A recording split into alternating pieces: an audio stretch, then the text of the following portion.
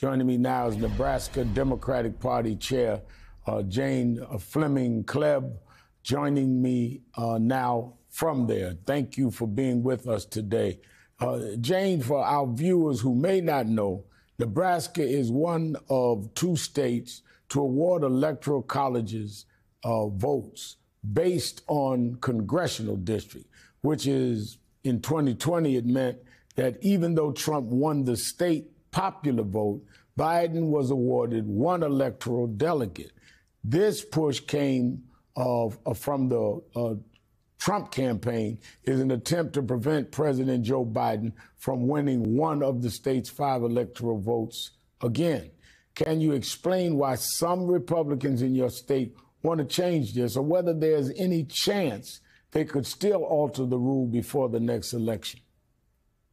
Yeah, well, right now, Rev, if you cue the Hamilton music of "You Don't Have the Votes," that's where we are in this moment. We do have a unique system in Nebraska. We're a unicameral, so it's one house, and we have nonpartisan senators. So they really do form deep relationships across party lines. So this bill was stuck in the committee a week ago. It's still stuck in the committee. But because Trump has stuck his essentially online attack dog, it's more like a chihuahua. His name is Charlie Kirk. I'm sure folks watching know of him. He is essentially threatening, and Trump is calling now senators in our state, bullying them, telling them their political career will be over unless they change this. Pillen, our governor, has begun to talk about maybe calling a special session, but in the end, they don't have the votes. In our state, you can stop a bad bill from getting over the finish line with 17 votes, and we have those 17 votes locked. I'm confident of that. Now, if they try to do something that we haven't even thought of yet, that's clearly maybe in the cards, but we are very confident in the systems that are in place right now. They will not be able to change the fair electoral vote system that we have, which gave us that blue dot that we love. We call it Joe Maha, and we're so excited to protect it. And we're confident that we're going to be able to. Now, let me go to a point you made, because the Nebraska Examiner is reporting former President Trump personally called a state senator to try and revive the push for a winner-take-all system, citing multiple sources. The Trump campaign denies the call took place. Now, in 2020, Trump and other Republicans objected to expanding mail-in and absentee voting during COVID, arguing against any change to the rules in the middle of an election year. Isn't this proposal the same kind of late change they objected to without even a pandemic to justify it? There's no question. They are simply trying to change the rules because they know that they are in trouble. The Republican Party in Nebraska, for example, has zero money. They basically have a part-time staff person. The individual that Trump bullied is a decorated veteran, Native American Republican senator.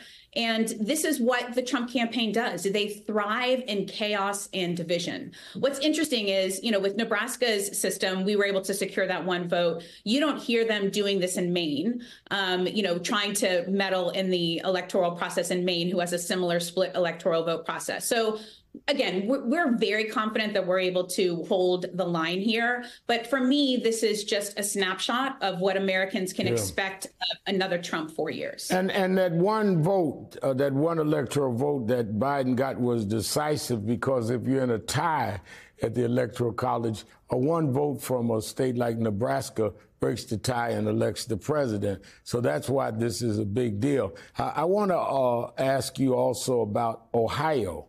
Yesterday, Ohio's Republican Secretary of State sent a letter to the state's Democratic Party chairwoman warning President Biden may have trouble getting on the general election ballot because the Democratic convention is scheduled after Ohio's certification deadline.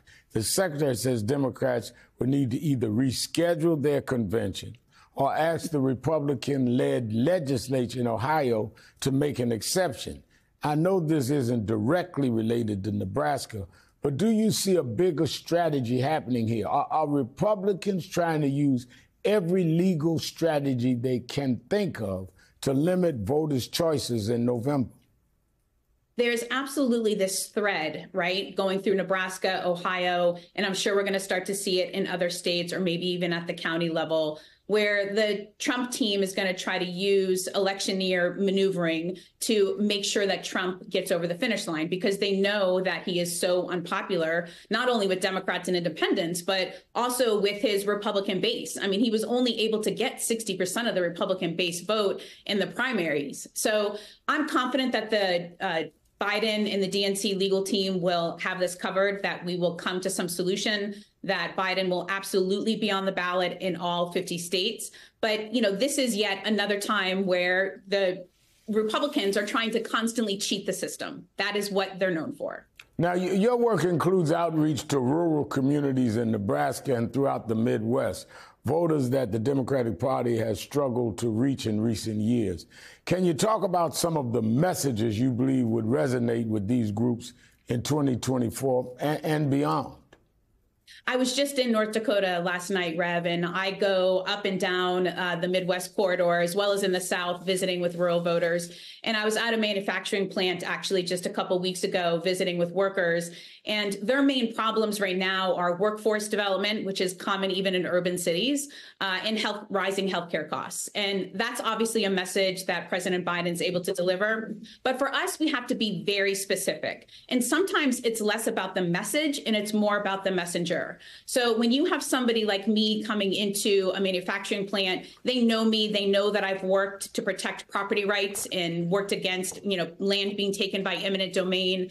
It's very important that you start to connect the dots to folks. And when I was talking to these workers, what they were bringing up is we have to start thinking about how we can extend public education. So can we start public education in pre-K and go all the way to 2 years of community college? That would really train a workforce and be able to provide them with the employees that they need. That's the type of thing that we as Democrats have to start talking about. Get specific, really make sure that we're paying and training the messengers, which means making sure that our state and county parties are well resourced. Thankfully, the Biden team and the DNC is working so hard to make sure that we have the resources on the ground to deliver those messages. Now, I'm out of time, but I must ask you this very quickly.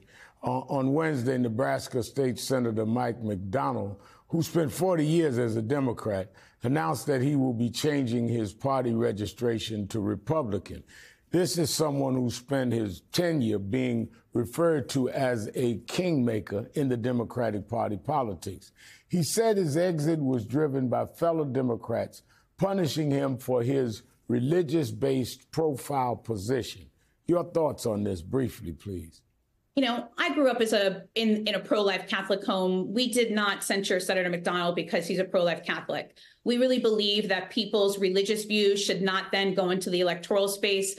He voted against women's reproductive rights in the trans health care bill. And so it was a decision of the state party. It was an easy one. It was a big debate in our party. But we decided to take a very clear stand that we are going to be a party that stands up for women's reproductive health and the health of our trans kids. That doesn't mean that we don't realize that we have pro-life Dems in our coalition. Of course we do. It's just you can't use your religious views to legislate against women's reproductive rights. All right, Jane Fleming Kleeb, thank you for being with us.